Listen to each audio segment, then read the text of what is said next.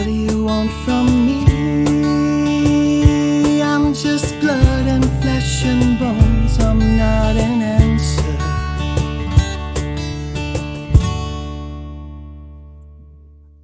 Welcome to Mildly Entertaining at UNCW, the show where the Office of Military Affairs keeps you mildly entertained and more or less up to date on what's going on at UNCW. Your hosts are Joanna DeMott, the Military Liaison and Program Coordinator, and Melanie Nelson, the Military Student Services Specialist. Well, hello, Joanna. How are you today? You know, I'm great. I'm always great, and that's how I'll stay. How are you, Melanie? I'm great.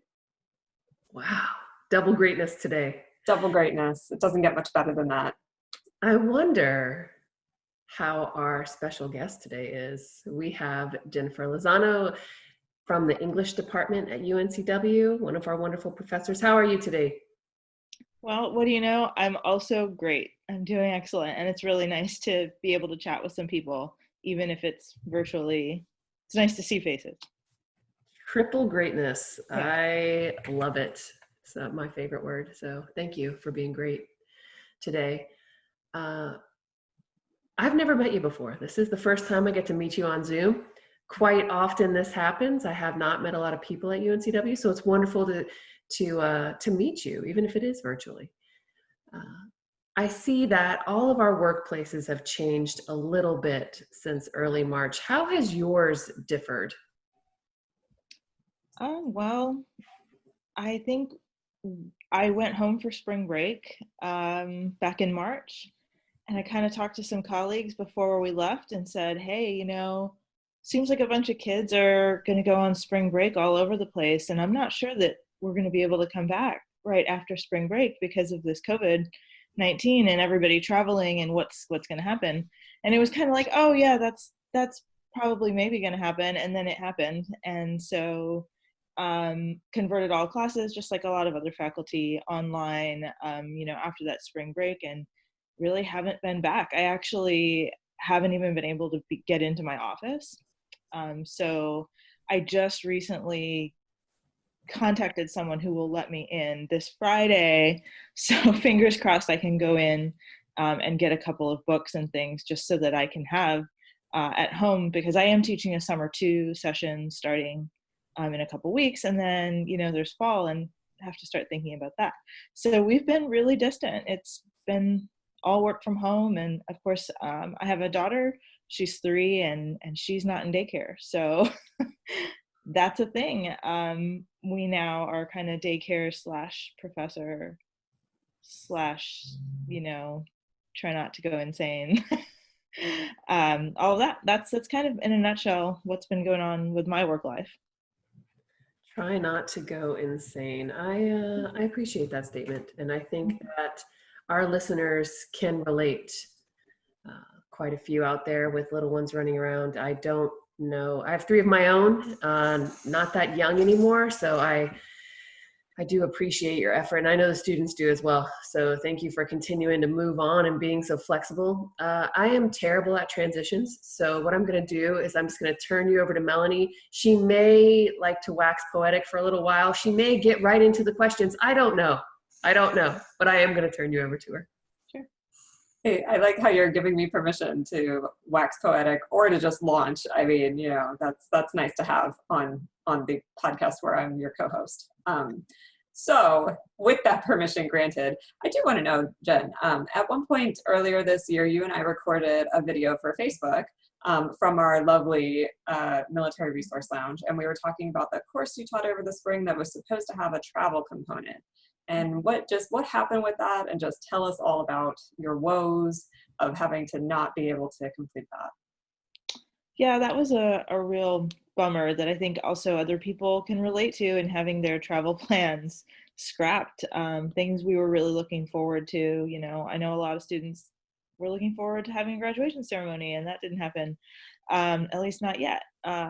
So I was planning on going with Dr. Balena in Spanish and taking a total of about 17 students to Buenos Aires, Argentina. They'd been doing the classwork. It was an online class, learning about Argentina, learning about the culture, reading the novels, just really immersing ourselves in this culture with the goal of spending 2 weeks there at the middle beginning of May.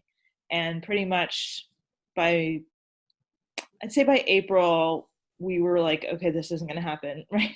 Argentina actually, I don't know if their borders are still closed, but they've been closed for quite a while. I'm not sure if they've reopened.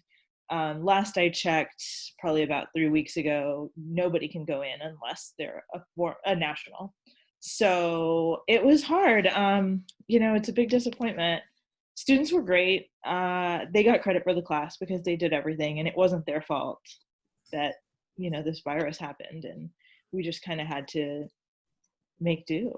And I think we're all just looking forward to the day when we can explore and adventure.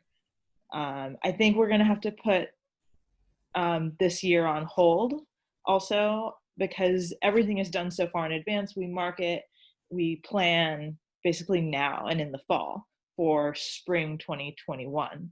And it's a tough sell, right? I mean, people are concerned about even leaving to go see, family members 4 or 5 hours away, much less going to Latin America.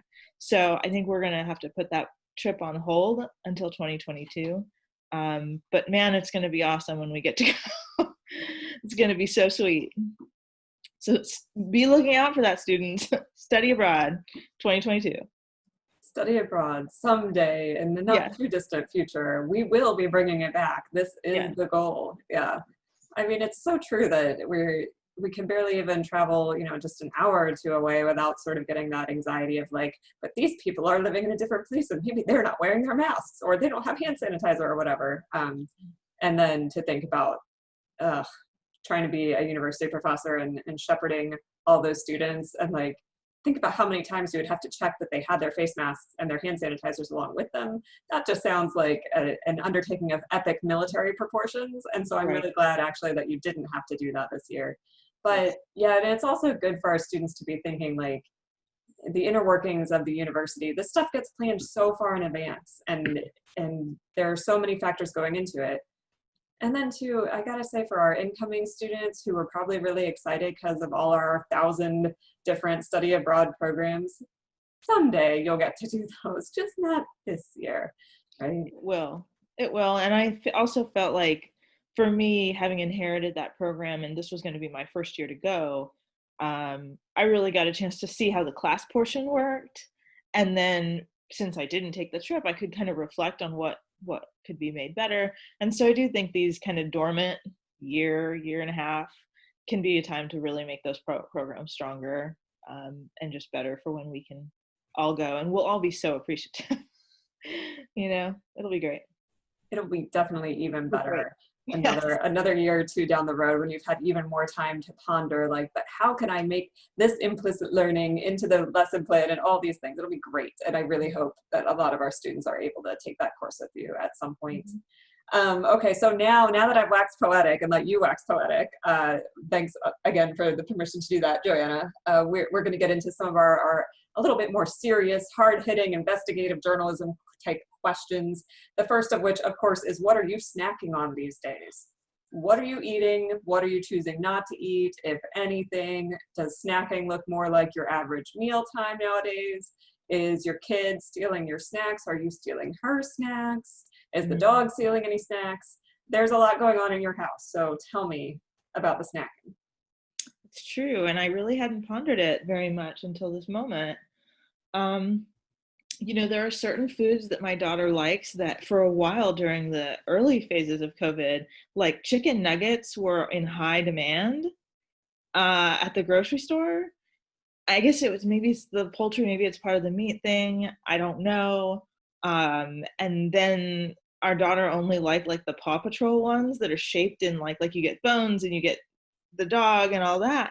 And I used to just, when she wouldn't eat the stuff, if we made it and she was just like, man, I don't want that, like I would eat the thing. And all of a sudden my husband was like, you can't eat those, right? Like those are the coveted Paw Patrol chicken nuggets that we can't find at the store anymore. So there's been a little bit more patrolling of some of the things that she eats that I can no longer like just willy-nilly snack on.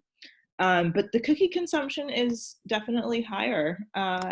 Also because baking is something that she likes to do and it keeps her occupied. So not to be just, I mean, it seems like I don't really enjoy parenting, and that's not what I'm saying.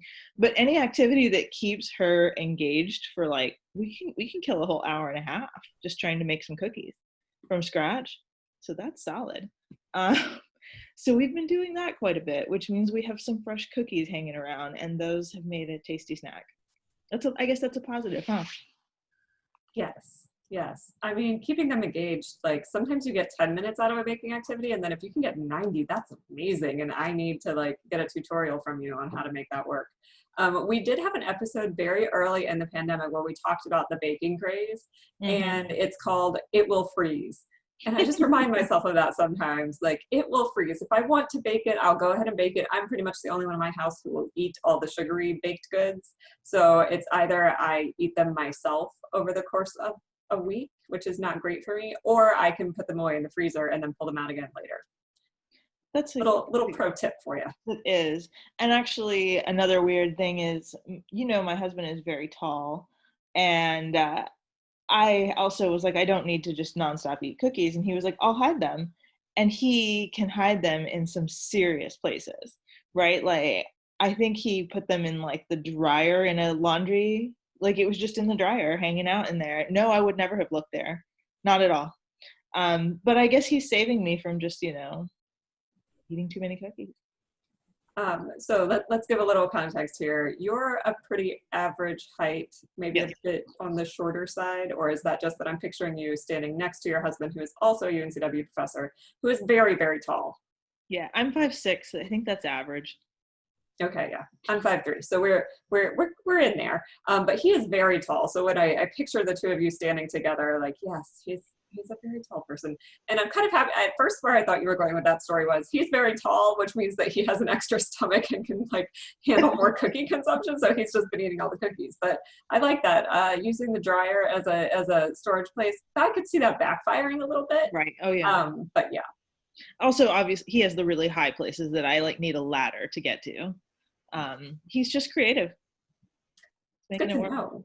Well, and that means that he's the one who should hide all the presents and like anything that you don't want the little one to have. Like, oh, definitely. Good working on your playing to your strengths, as it were. Definitely. Yes. Sure. Okay. So cookies, Paw Patrol, chicken nuggets, not snacking on those, saving those for the children. I love that you're putting your child first there. That's very important. Okay. So it sounds like you have some intention around your snacking, so that's good. The next question is, what or whom do you not miss while teleworking? I really miss all the people. So it's not people. I don't miss. I think I do not miss kind of the morning rush. And also I thought I would miss like getting dressed. This is silly. I thought I would miss like looking nice. I do not miss it that much. Like, I just don't. It's nice to wake up, go get coffee, eat a little something, and then just sit in my pajamas and work. I don't miss that. And I don't miss trying to get the 3-year-old dressed and like all the belongings and my lunch and my coffee into the car and hurry it up and then get into the office. That's about it. That's probably the main thing, because I definitely miss all the people. I miss kind of the office culture, just talking to people. If only we could combine the two and not have to get dressed and yet still, but then that would be weird. But see, the time for the revolution is now. The comfy pants revolution at work, it's now. If we don't make this change when we go back, I mean, this is what I'm going to use this podcast for. I just decided this is my little mini revolution. We are going to use this to campaign to wear comfy pants all the time. Joanne, I hope you made a note of that. We'll talk about that more offline as we're in production for the next episode. Okay, so yeah, I definitely hear you on the morning rush thing. I mean, it's not like our students know the difference as to like the quality of work I produce, whether I'm wearing comfy pants or office attire. So good to know. Okay. Lastly, I imagine that like us, you've been having some meetings on Zoom, maybe some teaching some classes where you're actually interacting with the students on Zoom, holding office hours on Zoom, doing some professional development on Zoom. I don't know. What are your pet peeves on Zoom these days? I've actually been spared a lot of Zoom meetings. Maybe it's because of the summer, and my role, right? We just haven't had a ton of meetings. But I will say probably the awkward moment when multiple people try and answer at the same time, right? And then we're all like, oh, who was that? Like, who goes first? That's kind of a pet peeve. There's also the weird compulsion of everybody to wave at the end of a meeting, even though like we don't wave in real life. You know, when we leave meeting rooms, we're not like, bye guys. So what is it about the screen that makes us want to wave? I don't know, but I'm going to keep doing it because it feels right. Yeah, I think if it feels right, it's probably okay. I do know exactly what you mean by the like, let's awkwardly all jump in. I mean, we've had this happen several times on the podcast as we're recording. It's usually my fault. But being in that training and like having multiple people, and then I discovered recently that my computer can't handle all the Zoom functions at once if I'm hosting. And I was on a training with someone recently whose computer was in a similar situation. And so she was sort of panicked, like, I can't see everybody. I can't see everybody. So I can't see if you're like nodding. Can you use the features to raise your hand? I lost control of the chat. And like Zoom, like different features will sort of float away if you're not like catching them as they float away, or maybe that's just my computer. I don't know. But it does lead to a lot of awkward, like, and oh wait, no, you first. No, you first. Wait, who first? And then we have a whole who's on first thing going, and Right. it's just not. It's yeah. I'm kind of ready. Like I'm pretty good at running meetings in person, and I wouldn't mind just going back to that and just being like, boom, and we're done. It's 15 minutes and we're done. Sometimes things take a lot longer on Zoom, even though we don't have to do the transition in and out. I don't know. And there is the exhaustion of just kind of like seeing your face all the time. It's just like you're staring at yourself, even if you don't want to be staring at yourself. It's weirdly tiring. I don't know why. That's an interesting point. I hadn't really thought of that. It's like selfie exhaustion, maybe. Like I don't really want to look at I'm boring. I'd rather look at the other people that I'm not staring at all day. And then when you're recording a video, like to save to your class or whatever, we recorded some videos for our new Canvas orientation for our military affiliated students. And it's like, I'm sitting here talking to myself for 20 minutes and it's super duper awkward. Yeah. Some good pet peeves to add to our list. So thank you. We're collecting them, and someday we may do an entire thing about that. We're not sure yet. Yeah, all right. You could have like a COVID-19 archive. Well, I mean, this is kind of how this functions to a certain extent. These stories will exist, and people of the future will look back at us and learn. On our wildly popular, mildly entertaining at UNCW podcast that has 3.5 listeners and 1 subscriber on YouTube.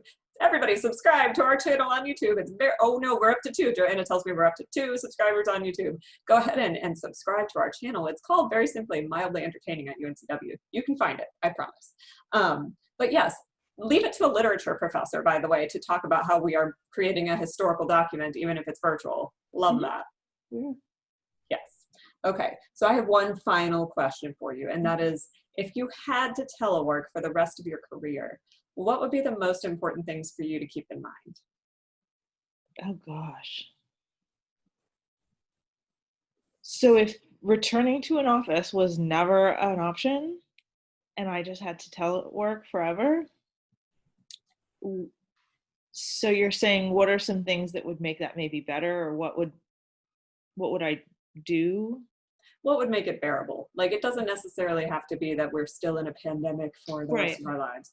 But for whatever reason, there's some version of a zombie apocalypse that means you can't ever go back into an office. It doesn't mean that you can't go outside or be with people outside of working hours, but during your working hours, you have to telework.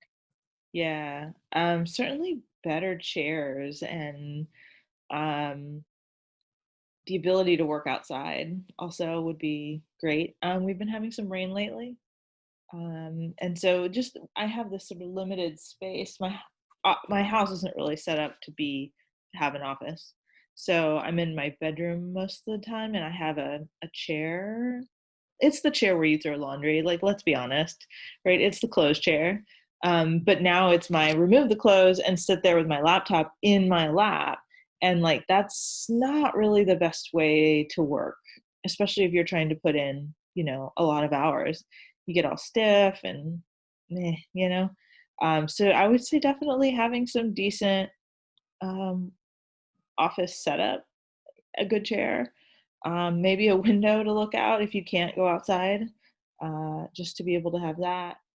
But certainly the ability to work outside is very, very nice. And I know when we first started doing Zoom with my classes in at the end of spring, I was meeting with them just like once a week or whatever, just to kind of see how they were doing.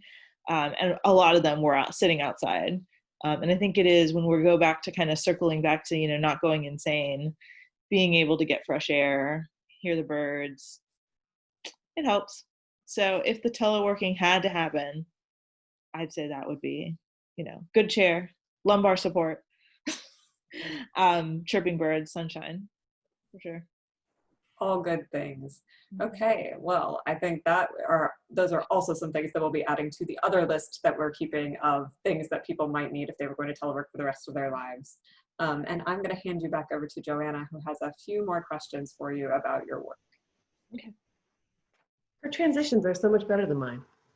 I won't wax poetic, not yet, but I'm going to reach here maybe, but I'd like to know more about what I consider is your passion. We've known each other for all of 10 minutes now, so I think your passion is definitely Latino literature. Can you tell me a little bit more about your passion?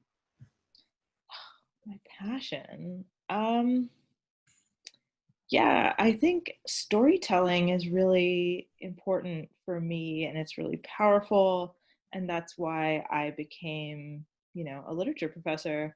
I also became a specialist in Latina, transnational Latin American literature because I grew up on the US-Mexico border, and when I was exposed to classical literature, it was always like coming from the Northeast, right? Kind of the great like Edgar Allan Poe, Thoreau. For some reason, those were the authors that were coming from the Northeast, and I thought that to be able to write literature, I honestly was like, I need to move to Boston. That's what I need to do. I need to move to Boston, and then I can become a writer and sort of be a part of this tradition. And it wasn't until I was maybe a sophomore in college that I ever read a published piece of literature from someone who lived in South Texas, and from someone who identified as Latina, right? Of a Mexican American or Cuban or any kind of like what we would call Hispanic background. And it dawned on me like, whoa, what happened that these voices exist, but we don't know about them? Like, we don't hear them in school. And what does it mean for students also who kind of are looking to see their stories and are looking to kind of connect with that world? What does it mean for them to not be able to see those? So there began, right, my pursuit to kind of fill those gaps and become someone who can offer those stories back to people, because they matter so much. So yeah, that's my passion, and that's how I came to do what I do. And I really enjoy working with all students, but it's been really, really fulfilling to be able to give students that missing kind of part of history. A lot of times people don't know that the history of the border region, and they do feel like, hey, I didn't even know this was a thing, and now I do, and I can be like a full American now, I guess, or like know the whole story. So that's been really cool. It's such a great job. I love my job. I can hear that. I can hear that in what you say, and what important work that you do. You know, it's wonderful to give for everybody to be exposed across cultures, across the country, across the globe, to different types of literature and different authors. So I'm really impressed. That's really cool. What piece of advice would you give to the aspiring professors out there? Aspiring professors, so that could be in any field. Maybe your field, in English field, in literature. Gosh, I mean, I think you have to love what you do. You have to love learning, and you have to love, I guess, the process of learning and reading and being in a community of other learners. If that sets you on fire, then I say go for it, right? Because you need that in order to keep going, in order to, it's just a long road, right? There's the PhD road, which takes forever, right? I mean, I started my PhD in 2010 and I finished in 2017. Before that, I had 2 years of a master's degree. So total, that's a lot of years. But I loved those years. Like, I really, truly loved it. I loved getting to be in a community of people that are just exploring ideas, kind of trying to think about what have people thought before, and now how are those maybe ignoring certain things, or what assumptions were they making that maybe we can kind of rethink, and really loving that process. If they really find themselves drawn to that, I say go for it, because they can make a difference. It's just, it's for all those years of school, right? If you're looking for a lot of money for the effort you put into, like, training, you're not going to find that, right? So you've got to have that love, and then, but it's so fulfilling. If you can do that, then it's totally worth your time. And it's kind of one of the hard things is advising students right now, right? Who just say, well, tell me about your job. And, because there's so many great things. But knowing also that the job market is really tight right now. It's been tight for a while. And of course now every job market now is very tight. But a lot of universities are just not even hiring. So it's kind of one of those things that it's a risk to do it, but if you've got the passion and you're getting doors open for you, you should go for it. I love it. That's really important for our listeners to hear. I think we don't understand what it takes to be able to teach something that you're passionate about, all the time and effort that it takes to really get to that level of knowledge that you need to be able to educate our learners in our higher ed. So that's really awesome. Is there anything else you'd like to share with our listeners today? Take my classes. Yeah. No, we are, this summer we got news that an interdisciplinary research seminar series grant, myself and Dean Camille Moore and some folks at the library were the PIs on this grant, and we're going to be bringing a series of speakers who will talk about digital humanities methods. And so digital humanities is thinking about how you can approach humanities questions. So humanities research is usually interested in how does this affect humans, right? Anything that we do, how does it affect humans at all different social strata, in all different classes? So if you are someone who does that sort of humanities research or inquiry, but you want to combine like computational methods to answer those questions, digital humanities is how we're going about doing that. And this grant that we got is going to allow us to bring some prominent scholars to UNCW, perhaps physically, but most likely virtually given our circumstance, and then having workshops, like hands-on workshops. So at this level, it would be staff and faculty who would be interested. They could join and learn about methods like data visualization or text mining. But as this becomes more, when people get the skills to do this type of research, they can then work with students. So if there's students out there who are like, I'm a humanities major, or a social sciences major, and I'd like to learn more about how knowledge of like coding or data visualization can help me to do this research, I'm here. You can ask me, you can send your inquiries to me, or these other people who are part of this grant. We're doing this work and we want to be able to help students and faculty also do this work. So that's my plug. That's something to look out for. And as we move into this maybe weird fall virtual in person, that's something that we can look forward to, is learning more. I love it. And we'll be happy to promote that for sure on all the networks. And if you want to come back when you're launching and chat with us again, that would be fantastic. We would love that.